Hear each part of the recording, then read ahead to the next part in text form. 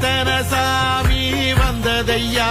இது எந்தெந்த சாமி தந்ததையா, எத்தனை பாட்ட சொன்னதையா, அத சுத்துற பூமி கண்டதையா, அடிச்சு வீசும் காத்துலையும் அந்த தகப்பனாச சுத்துதையா, பிடிச்சு பூக்கும் விதையிலும் ஒரு வம்சத்து கதையே உள்ளதையா,